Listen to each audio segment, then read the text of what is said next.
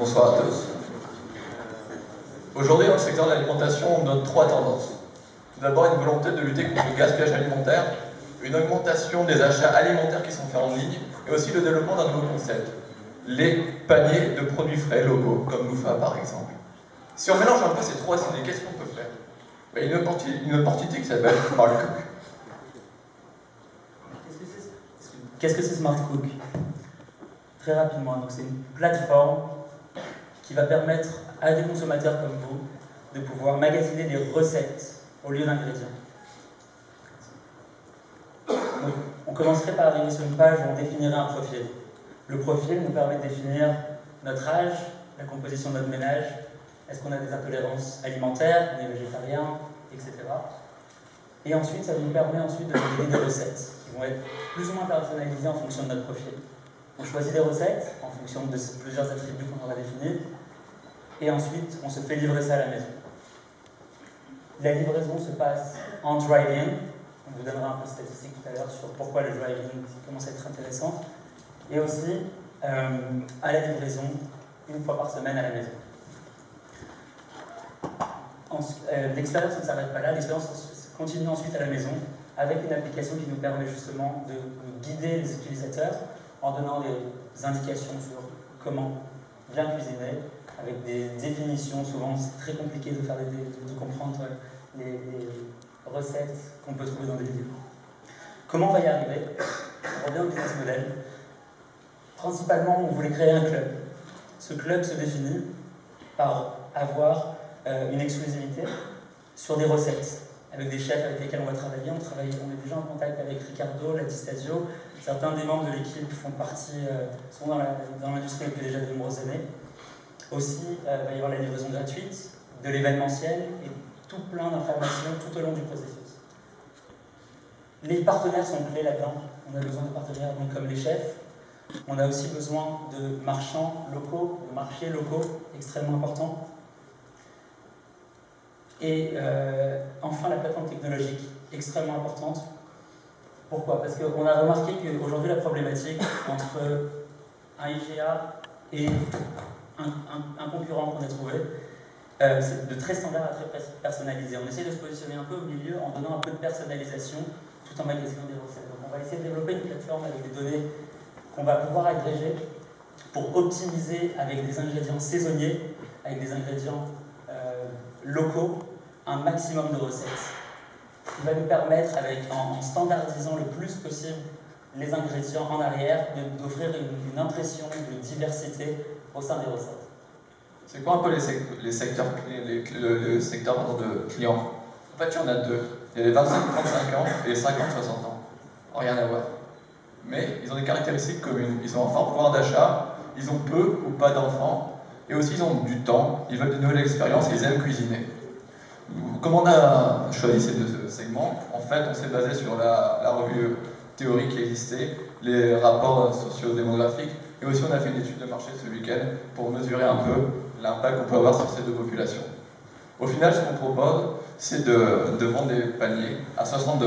60 $, qu'est-ce qu'on a avec ces 60 $? Ça serait 3 recettes pour 2 personnes, c'est-à-dire que chaque recette reviendrait à 10 personnes, à 10 $ par personne. Donc au final, on a estimé nos ventes pour la première année à 3,7 millions. En termes de coûts, les coûts principaux sont les coûts d'alimentation, les coûts de logistique et les coûts de ressources humaines. Donc, d'un point de vue financier, qu'est-ce qu'on note? On note qu'il n'y a pas beaucoup de risques à lancer cette entreprise. L'investissement est relativement faible, 205 000 si on veut lancer demain. Le coût le break-even point, il est à 105 baskets. Il faut savoir en fait qu'il faut 20 minutes pour faire un panier en moyenne. C'est-à-dire qu'en fait, il nous faut en 3 heures, on arrive à atteindre avec le staff qu'on a sélectionné avec les coûts qu'on vous a présentés. En 3 heures par jour, avec le staff, on fait notre break-even point. En termes des ventes, on a fait nos prévisions financières. Et en 2013, le chiffre d'affaires sera de 280 000, mais en 2 ans, à Montréal, on pourrait faire x4. Et l'idée, c'est qu'on peut s'étendre très facilement au niveau international, à Vancouver, Toronto, d'ici 2-3 ans. Juste pour finir, la vision finale, c'est en fait c'est de devenir l'épicerie en ligne de référence au Canada, avec une expérience personnalisée, avec une communauté et qui est responsable aussi. Merci.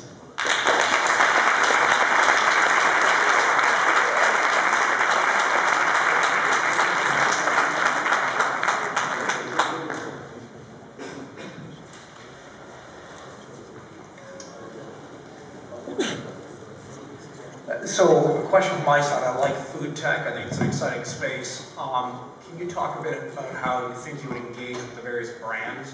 So whether it's Catelli Pasta, or how do you see them pulling into your business model? Where would they reside in that? Excuse me, which Was it brands? clear? So I think when I see your business model, I see the consumer, the basket, and all that. But if you thought about how you would pull in the various brands into this, the people who actually produce the products, how would you engage with them? So the product that we are mainly talking about, it's fruit and vegetables, everything that you need to you know, the minimal ingredient for a good recipe. So we are not going to work with the big brands. We want to work with small producers, local. Fresh local market. Non, c'è un talent tu peux trouver une bonne chose. It's so different. Okay.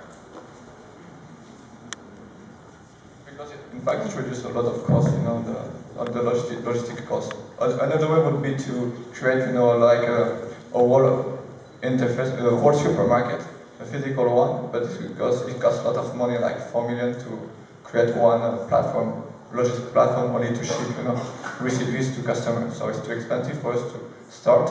So that's why we decided to go with the market and the driving logistic aspect. Moi, je choisis les recettes que j'aime, puis vous allez me livrer les ingrédients pour être sûr que je suis capable de le faire. Exactement, et les ingrédients en quantité, en bonne quantité en fait, et les quantités exactes en fait pour lutter contre le gaspillage. Fait que pour quoi? Pour une semaine?